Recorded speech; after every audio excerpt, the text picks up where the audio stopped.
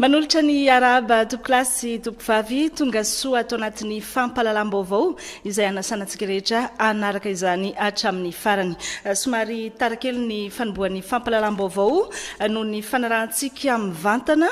ny lanonana teny amin'ny rovan'ny Madagasikara teo. Inona rahantsika mivantana teo iny? Ny lanonana fanokafana ny Taom-baovao Malagasy izay marina androany 10 marsa sy rahampitso 1 marsa taona 2022 eny amin'ny rovan'ny Madagasikara izay indrindra ihany koa no iarabanantsika rehetra tratran'ny faran'ny taona Malagasy androany 10 marsa ary irariana sahady ihany koa ho antsika Malagasy rehetra ho tratran'ny Taom-baovao Malagasy rahampitso 1 marsa izay androany zany amin'izay mahafaran'ny taona Malagasy azy izay no nanomboan'ny etsika rehetra entina ankalazana ity Taom-baovao Malagasy ity mialohan'ny hidirana amin'ny tena Taom-baovao rahampitso izany. Azo lazaina fa iompana mantolo amin'ity resaka fankalazana ny Taom-baovao Malagasy sy ny manodidina azy ity ny vaovao an-tsary fifamelana fiombonana firindrana io no lohahevitra lehibe ankalazana ny Taom-baovao Malagasy androany sy rahampitso izay namafisina tamin'ny teny filamatra ny voriasina tsy lavi-pahavalo napetraka ireo mpikarakara ny etsika. Raha somary fitinina amintsika kely ny zavamisy teny amin'ny rovan'ny Madagasikara ny ariva teo vao teo narahantsika teo iny zany atao anatin'izay lanonana ofisialy fanomboana izay dia misy soatoavina sy kolontsaina maromaro fonosiny ity Taom-baovao Malagasy ity ary mazava ho azy ihany koa fa misy tantarany raketin'izany Taom-baovao Malagasy izany. Eo ny fanamafisana ny fihavanana, ny fifamelana sy ny fifandeferana, ny fifanomezana, ny fiaraha-mifaly sy ny firaviravona, ny fidiovana ara-batana sy ara-tsaina ary ara-panahy ary ny fiavaozana. Ity raha teo ilay antsoina hoe Taom-baovao Malagasy fidiovana, zany hoe entina anadiovana ny ratsy teo aloha ary irariana ny ho avy hitondra soa ihany koa. Toy ny fomba fankalazana ny Taom-baovao ihany koa dia mifaly ny sam-pianakaviana, miravoravo, milanonana, manolotra solombody koa ihany koa ho an'ireo ray aman-dreny. Ankoatr'izay dia misy fomba maromaro atao mandritra izao fankalazana ny Taom-baovao Malagasy izao. Misy ireo natomboka tamin'ity androany ity, zany hoe amin'izao faran'ny taona Malagasy izao zany, ary misy ihany koa ireo atao rahampitso ao anatin'ny tena Taom-baovao Malagasy. Misy ny afo tsy maty ohatra, karazana jiro izy io arendrina hoentina mandroaka ny farahiratsy sy ny loza. Efa hitantsika na rahantsika mivantana teo ny fanolorana izay afo tsy maty izay tetsy amin'ny rovan'ny Madagasikara. Misy ihany koa ny tsodrano, fangataham-pitahina, fanadiovana sy famelan-keloka efa na rahantsika teo ihany koa. Misy ny tatao, sakafo indray no asongadina ao anatin'izany, vary asina ronono sy tantely iarahana homana amin'ny havana akaiky, ary misy ihany koa ny saloim-bary voaloham-bokatra atolotra ho mari-panajana ireo ray aman-dreny. Reo zany ny karazana etsika misongadina anatin'ny fankalazana ity Taom-baovao Malagasy ho an'ny androany sy ny rahampitso ity. Tsara marina ihany koa fa toerana maromaro no nisy etsika fanamariana ity Taom-baovao Malagasy ity, indrindra ny androany zany ny faran'ny taona Malagasy. Ohatra amin'izany ny teny amin'ny rovana Ambohidrabiby, ny tetsy Mahamasina, ny teny amin'ny rovana Ambohimanga-Behitsy sy ireo hafa izay hitondrana akom-baovao amintsika ato anatin'ny fampalalam-baovao ihany. Fa raha iverenana kely tamin'ny 17 Février 2022 teo no navoaka tamin'ny fomba ofisialy ny daty ny fanamariana ny Taom-baovao Malagasy ny 1 marsa ny Taom-baovao fidiovana, ary amin'ny 9 Septembre dia mbola isy ihany koa ilay antsoina hoe Taom-baovao lohataona. Mazava ho azy mbola misy etsika ihany koa zany ho atao ankoatra ny amin'ity androany sy rahampitso ity amin'izay izay 9 septembre izay. Ndiary oetiny rivaravoanarivo amintsika ny fampahafantarana mikasika izay hoe fananinna no daty roa no ankalazana zany taom-baovao malagasy zany eto amintsika. Tamin'ny volana Février no ny fananton'ireo mpandala ny soatoavana malagasy, ny fanakalo-hevitra, ny fampidinika ary ny ara-ny ombom-peo nanapaka ny daty ankalazana ny taom-baovao malagasy ho amin'ity taona 2024 ity. Taorian'izay ary no nampahafantarin'izy ireo fa izara roa ny fankalazana dia 12 mars anatanterahina ny taom-baovao fidiovana sy ny 9 septembre anaovana ny taom-baovao lohataona. Hatrizay isika dia atao anatin'ny ady hevitra fa tsy sanatria olombelona no miady. Ary dia nisy ny fisalasalana izay tsara ihany ny anamariana azy. Indreto zahay rehetra. Ny tany ny fitiavana ny atao hoe kolotsaina. Ka rehefa tiana ilay kolotsaina dia nanana finiavana izahay, ny resaka, ny ifandamina, ampahitsiana sy ampahendrena ary ampanajana ka dia tonga amin'izany fankalazana anakiroa izany. Ny taom-baovao fidiovana no maritsika amin'izao fotoana izao. Fotoana manokana, angatahana fifamelana, anaovana fidiovana manerana ny nosy ary fitsofandrano. Anehoana ihany koa ny fihavanana sy ny maha-izy azy ny malagasy iray manontolo. Efa hita taratra sahady io nandritra ny fanomanana, ny ara-ny salata amin'ny fikarakarana sy ny fandaminana ny pitsopitsony rehetra ireo solotena avy amin'ny faritra manerana ny Madagasikara mivondrona ao anatin'ny komity mpikarakara. Taom-baovao malagasy fihavanana izy io satria mila petraka amin'ny zana malagasy jiaby amin'ity firenena ity hoe mihavana ny ray aman-dreny, miaraka ny ray aman-dreny, tsisy zanaka kalahafa amin'ity nosy ity fa mitovy zo, mitovy saranga, miaraka ampiseho ny mamalagasy. Misy fitaronana ny aminay manao hoe isandra eo ihany fandoharanomaindro isandra soasoa.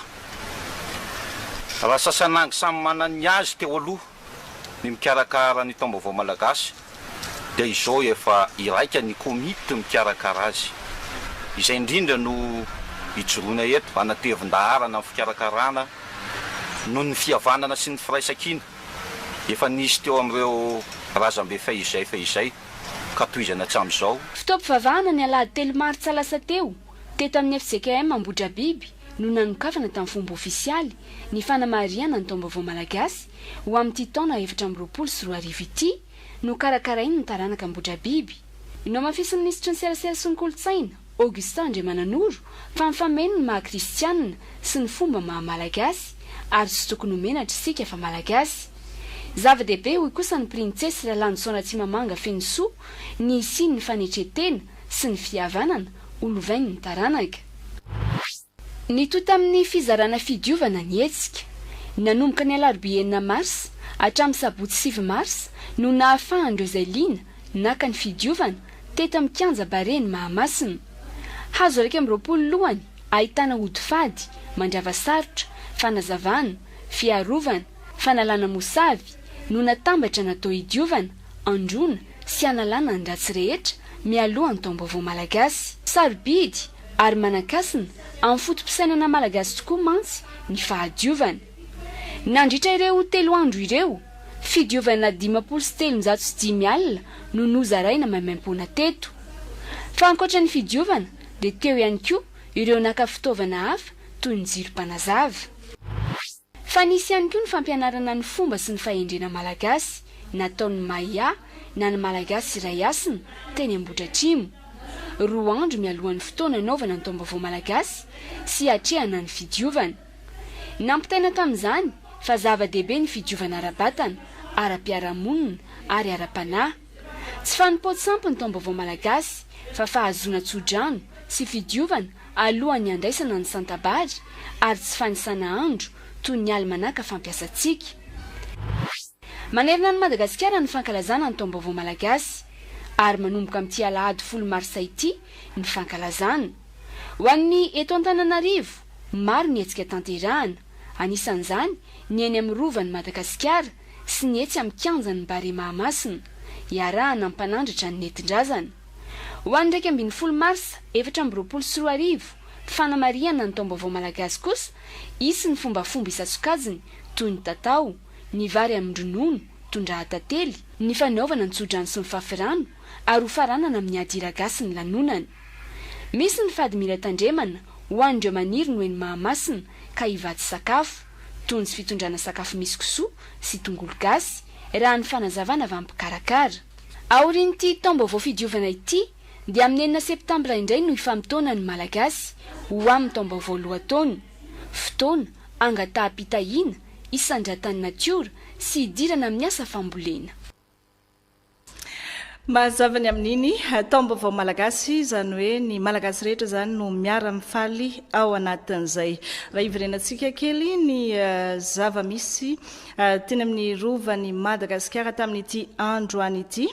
maro ireo vahiny nasaina atao anatin'izay lanonana ofisialy fanomboana ny fankalazana ny taom-baovao malagasy izay satria ankoatra ny isan-tokantrano zany dia teny amin'ny rovany Madagasikara no nanaovana ny lanonana ofisialy tamin'ireo vahiny ireo maromaro ihany koa no naneho ny heviny ny amin'ny fandraisany izany fankalazana ny taom-baovao malagasy izany ny antony anomezana asina izany fanamarinana izany ireo fanehoan-kevitra sendra ny mpanao gazety ny televiziona malagasy hoentiny Maritra Marikoto sy Rodriguez Zafimaly amintsika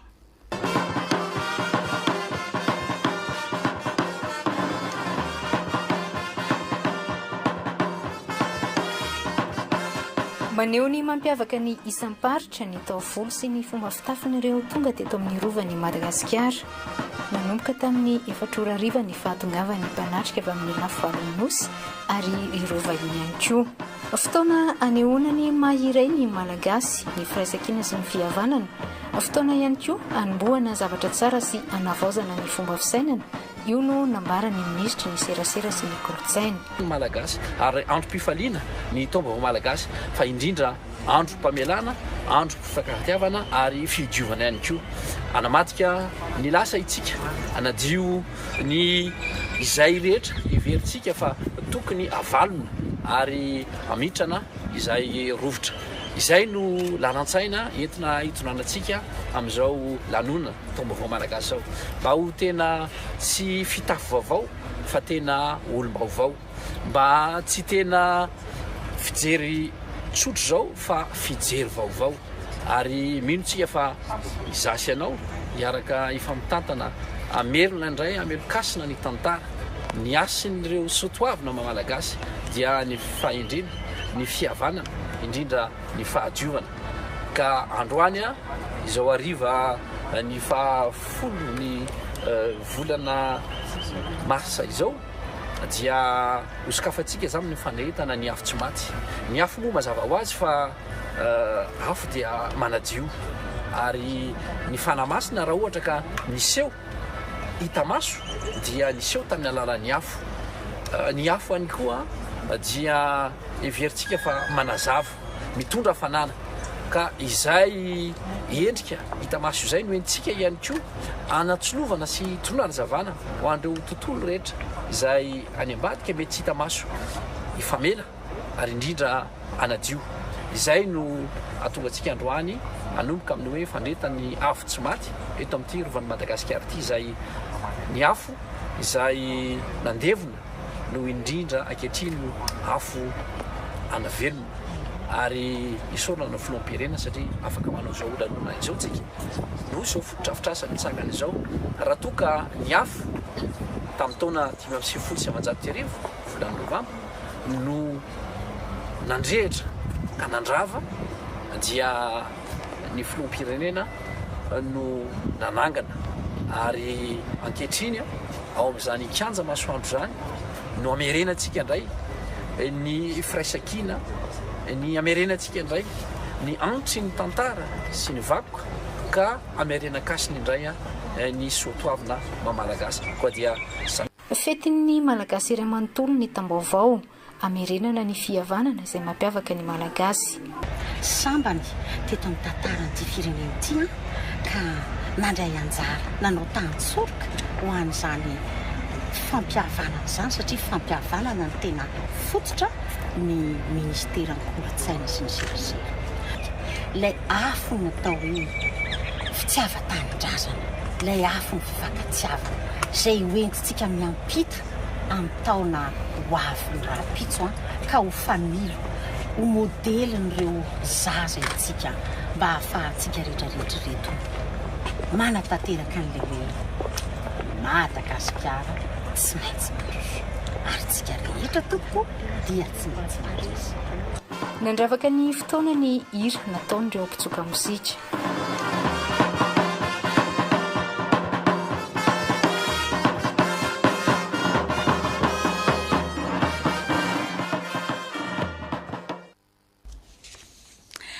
Ny alohan'ny natongavany afo tsy maty teny amin'ny rovan'ny Madagasikara moa ireny fanehoan-kevitra azon'ny mpanao gazetina ireny izay nahitantsika ihany koa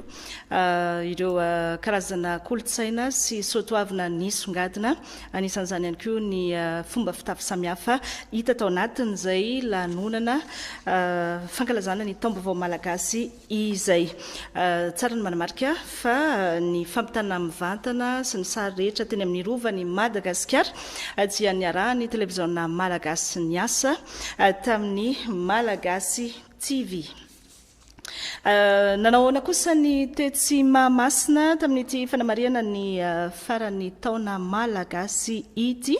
anisany fiaraha-mivavaka fangatana tsodrano sy famafazana ireo fidiovana ho an'ireo fiara izarany afo tsy maty narahina seho ara-javakato ihany koa ny namana Ainarabetany sy Rijarakoutson no nijerakaiky ny zava-nisy tetsy mahamasina.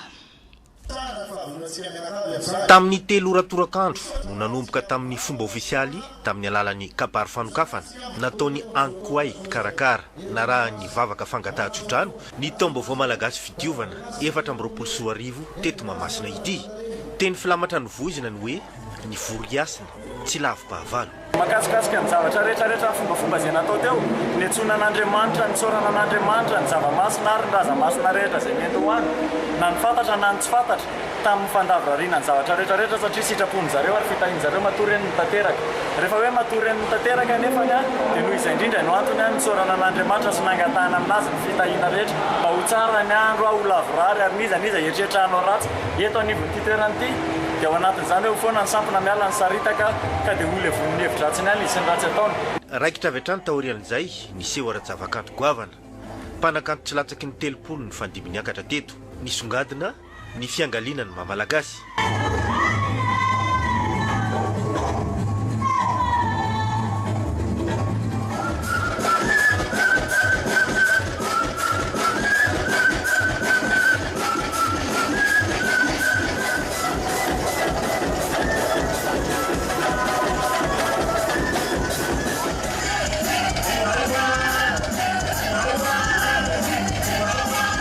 Tokony tamin'ny 4 ora-torakandro kosa taorian'ny fandaminana no niainga teto Mahamasina ireo fiara izara ny afo tsy maty isam-paritra na raha ny famafazana tsodrano. Tsotra fotsiny le izy misy zavatra be dia be nafafy tao anatin'iny misy ao anatin'iny ny fidiovana misy ihany koa ao anatin'iny ny fiarovana misy ihany koa ao anatin'iny ny fandavarariana ny zavatra rehetrarehetra ka reny zavatra eny dia natao tsara vavaka tsara tsodrano mba hisorohana ny loza na ny sampona rehetra izay any amin'ny toerana indrindraindrindra ihany koa amin'ny fotoana izao ny tsofandrano ny fananan'olona satria reny olona ireny dia manome ny fananany madiodio tsy misy tambiny miasa zany hoe miasa zareo tsy mitandra sasara ny mafotena tsy mitady valosoa dia mba sady fitsofandran'ny fananany zareo zay mba asosy atsara azy araka izay zavatra ilainy rehetrarehetra ny amin'ny fiainana andavanandro mitanjona dia lavorary amin'ny atsaka ny sandavana ny fomba hitantsika ihany koa fa voromaro ny vahoaka falo ny vahoaka ao anatin'izany ka dia nanamarika ity andro ity ny famaroan'ireo mpivarotra arendrina nanodidina ny vavahadin'ny Mahamasina niavaka ihany koa ny fampiraitiana ireo karazana tapakazo sy ny fampahafantarana ny hevitra izany ho an'ny Malagasy. Araka ny fandaharam-potoana nambarany tompon'andraikitra tamin'ity harivan'ny farany taona mialohan'ny Taom-baovao Malagasy ity moa dia isy ny famonoana omby eo amin'ny vatomasina sy ny fizarana afo tsy maty aorian'izay ary ny afo manga lehibe amin'ity alina ity. mbola maromaro zany ny fandaharam-potoana fa anisan'ny sokatra ho an'ny rehetra ho an'ny daolobe iny etsika tetsy mahamasina iny nanangona fanehoan-kevitra olon-tsotra maromaro ny namana aina arabe tany fanehoan-kevitra izay saika nanome lanja avokoa izany taom-baovao malagasy izany sy ny asiny maha malagasy ndao ary dina amile fiverenana amile hoe fomba malagasy dia afantatra be zany hoe mbola tanora ty aoriana dia mba te halala zany hoe ohatrany ahoana le tena fomba malagasy ny zavatra mbola tsy hay dia te hamantatra satria hitako hoe mbola maro ny tanora tsy mahafantatra amin'ny maha malagasy atsika zany mbola variana amile hoe kolotsaina ny ivelany sao zany dia tsara be le izy hoe mba avozana zany hoe mba afantarana ny ankizy Kaskubanyan payufonan desane tunga manukna lisa ti anu jasle ni sa kena lis di atia mananda peminsan Malagasy Richard Lamins leis ne otrine tomba foreja zany de mananda peminsan fakalasana anas otrine Japon manana azy de tena makalaza otra sekitsika resaka fidivanao resaka arapana zany arabata sy aratsainao zany ila bifona zany mba madio anao ao anatina tsy hoe anopahaky sy zanahary hoe manatrika malagasy tanterahina dia fadiovako fadivan-tsaina ary tondra fombiazana ho an'ny tsirairay avy ny taom-baovao malagasy ary tondra fiavozana ary indrindrindrindra hoe anamafy ny fihavanana tika malagasy izy kolotsaina zany fanandratina amin'ny kolotsaina malagasy zay izay ny teny mahamasina fa iray amin'ireo rova ny santatra ny fankalazana ny taom-baovao malagasy ihany koa ny teny amin'ny rova n'Ambohidrabiby amin'ny mahafarany taona malagasy ny andro androany dia androany ihany koa no nandretana ilay afo tsy maty sy nakana ilay rano fidiovana niditra tao amin'ny lapa masina ho an'ny teny amin'ny rova n'Ambohidrabiby izay totorepika ny fitsenana ny taom-baovao malagasy teny an-toerana sy ny manodidina ny lapa teny ny namana Taom-baovao sy Mamso Hortensia nanangona ny vaovao biby asin'ny merina iray amin'ireo toerana anatanterahina ny taom-baovao malagasy raha izay taona malagasy zay nijerena zany dia mifarana androany ny taona telopolo sy arivo ary rampitso no miditra amin'ny taona efatra ambinipolo sy arivo isika eto Ambohidrabiby ifampitaona ny malagasy rehetra amin'ity anio ity amin'izao fotoana itenena izao dia efa tafita ao anatin'ilay fizarana alendrina ny ety ao entina kalazana ny zany taom-baovao malagasy zany mazava itsika tao anatin'ity fanadihadiana ity miaraka amin'ny hortensia mamsoa avokoa ny afo tsy maty ny rano sy ny rehetrarehetra manodidina an'izay fankalazana ny taom-baovao malagasy izay raha tsika eto amin'ny televiziona malagasy avokoa izay rehetra izay atao ary hortensia mamsoa no hitondra malagasy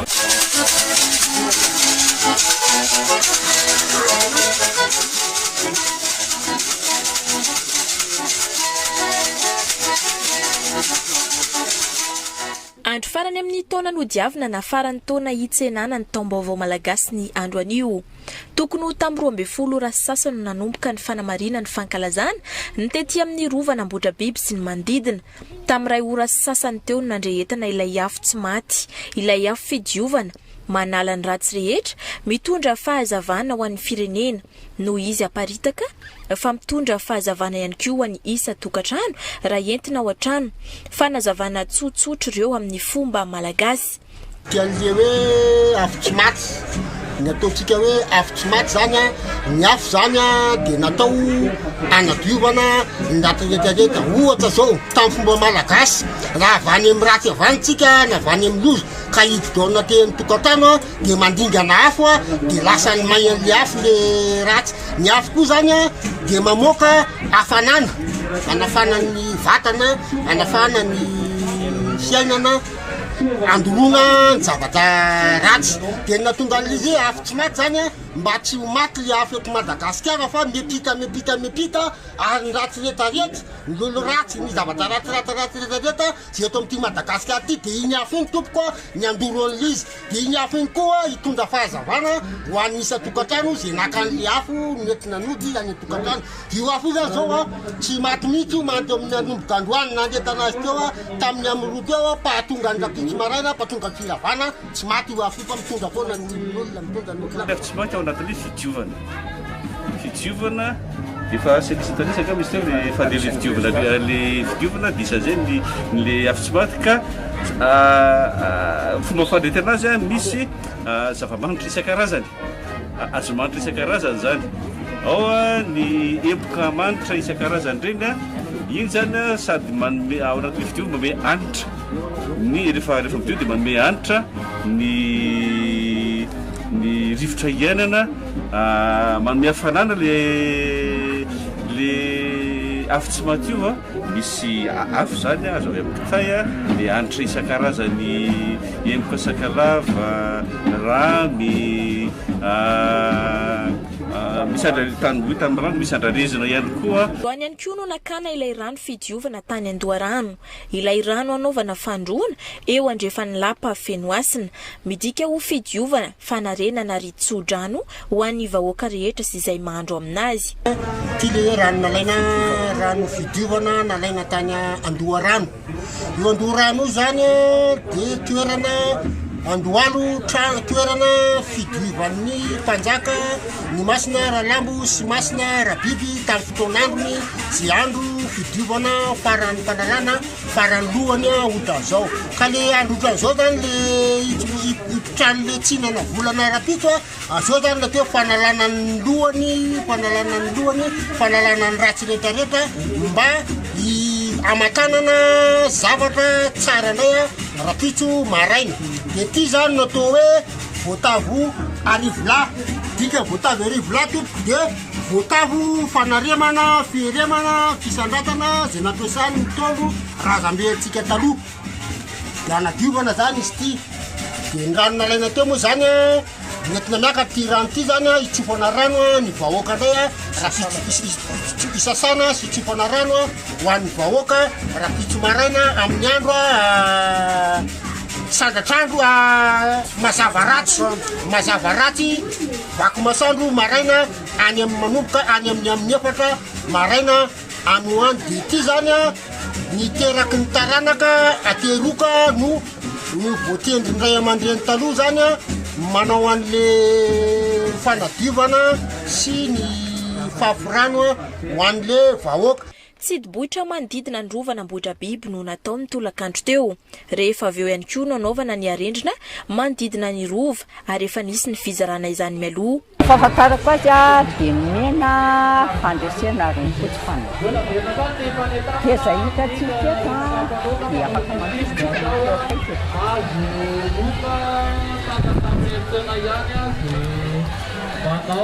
siato indray hitsika mahita sangambato indray izay hitantsika sorety hoe abiba rahabibo mivady mpanjaka voalohany miampy fitopolo dimanjato sy arivo ka hatramin'ny dimy amby fitopolo sy dimanjato sy arivo teto kotsikotsika dia rehefa niambo izy tamin'ny dimy amby fitopolo sy dimanjato sy arivo dia ao izy no nafienina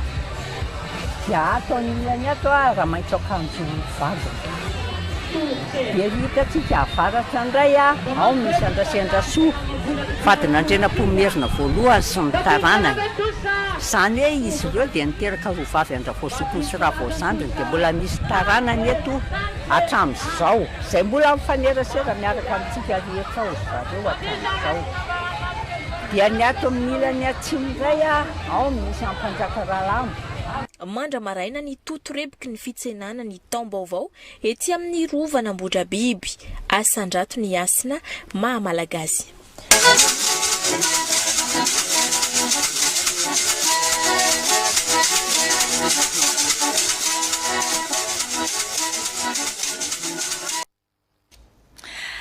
tsy diso anjara ary tsy ambakan'ireny ihany koa ny etsika teny Ambohimangakely teny Behitsy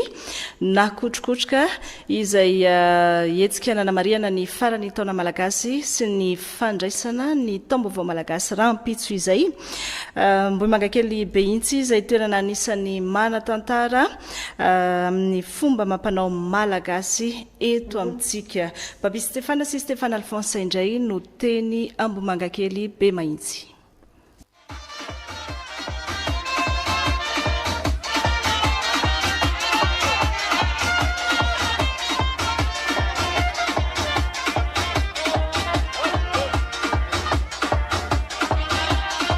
Ya andriamatoa filohan'ny fokotany eto Behitsy raha ny ara-tantara zany inona no nahatonga an'izay hoe ny safidianana ny fokotany misy anareo anatanterahina n'izao hoe fombafomba amin'ny fiatrehana ny hoe taom-baovao malagasy ohatr'izao.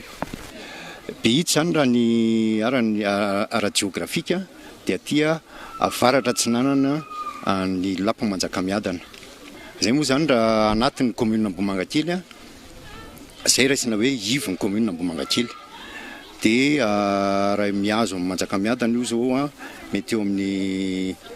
raha toratady io amin'ny 2 kilometatra sasany. Ny antony voalohany aloha ny ara-tantara ty vohitra misy anay ty vohitra nanana ny asiny teo anivon'ny tany amin'ny fahampanjaka. Ny ara-tantara aloha ny mpanjaka tsy nisy fa nisy ireo fianakaviana mpanjaka nono natety amin'ny faritra Behitsy tamin'ny fotoan'androny. Nisy ihany koa ireo olona nandray anjara tamin'ny fitantanana fanjakana tetỳ Behitsy. Zay moa anatin'le hoe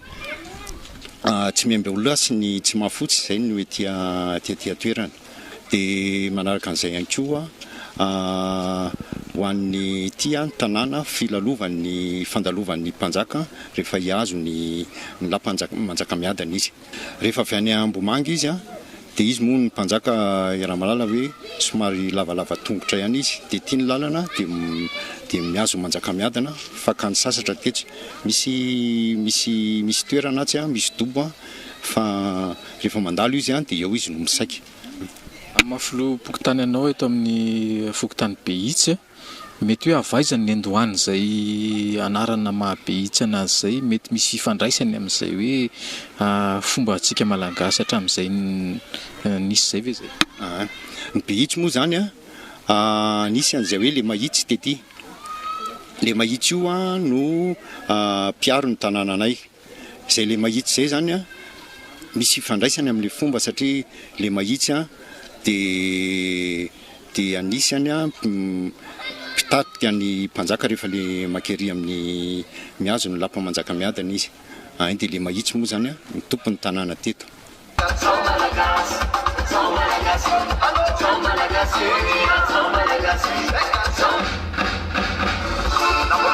Tsika manotrina Anatirova zao ekipanareo zay hoe mpandia avaiza zany nareo dia inona ny tena zavatra ataonareo?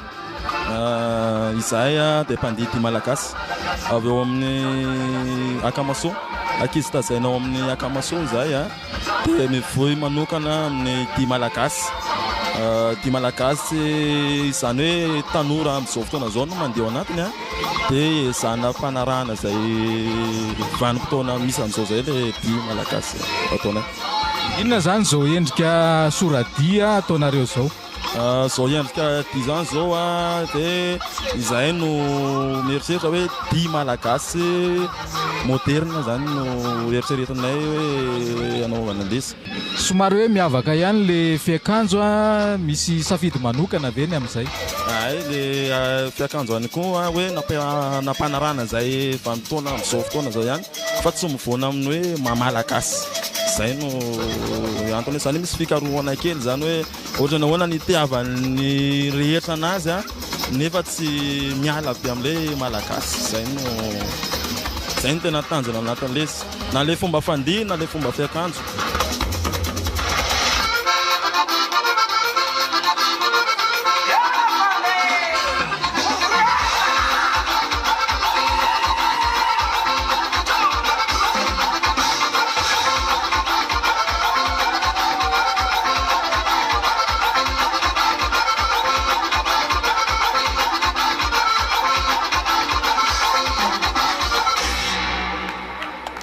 ho avy le afo tsy maty aiza ny alaina io a inona ny antony hoe any ny alaina le izy a inona ny antony le fampizarana anazy rehefa tonga ny fotoana tsy maintsy anatanterahana an'izay araka ny fandaharam-potoana moa zany araka ny fantaniana mipetraka teo a le afo tsy maty raha ny ety amin'ny fokontany be tsy manokana dia ery amin'ny rond-point bypass no aka ny afo tsy maty ny amin'ny anio raha tamin'ny heriny zay a tery amin'ny rond-point namombana mbola no naka tamin'ny herintaona lasa zany zay tsara marina ihany fa fandroany amin'ity ny fokontany be tsy no makalaza ity ety amin'ny commune Mombangakely dia misy tantara moa ny afo tsy maty araka ny voalaza teo dia misy ihany koa hoe inona ny atao hoe afo tsy maty a mialohan'ny ampiasana azy sy izarana azy resaka ianao teo hoe avy any atsimo nakana ny afo tamin'ny herintaona zao izy aty avaratra misy antony manokana ve zay a ny antony zay hoe fisafidianana n'le fakana ny afo zay a dia io afo io ve a raha alaina any dia ohatry ny ahoana ny fomba hakana azy a misy fombafomba ve any a ahoana ny hitondrana azy aty entina amin'ny tomobile sa entina tongotra sa atao ahoana tany atsimo tokoa zay naka tamin'ny tondasa ny antony dia rehefa nanaraka ny tsidrivotra zay dia avany ny hitanay fa avany mety amin'ity toerana ity ny olana nanapa-kevitra tamin'ity nay mitoraka ity tamin'ny fotoana nakana le izy tany izay zany rehefa maka dia ny anay entina dia tongotra dia arahana sitsika sy ny ana ohatran'izay moa izy rehefa avany a nanaitra ny mponina madidina lay kiririko amaneno isaky ny rehetrarehetra ka netsony mpitandro filaminana marobe dia toerana dia rehefa tonga dia ty ny mpitandro filaminana fakakay fa kalazana lisa fifienitra zareo fa hoe mpanafika na ohatran'izay le izy dia zay na tonga nay alao a ery amin'ny rond-point bypass any arabe foana no lalana dia tsy manelingelina fiarahamonina firy amin'le izy aorinan'le afo tsy maty fifampizarana n'le afo tsy maty misy le hoe tsy mandrimandry inona ny zavatra atao amin'io inona ny sotoavina finosin'izay zavatra izay rehefa voazara tokoa ny afo eto a dia miditra amin'ny tsy mandrimandry tsika mandritra ny fotoana tsy mandrimandry arak'izay hoe tsy mandrimandry zay dikan'izay tsy matory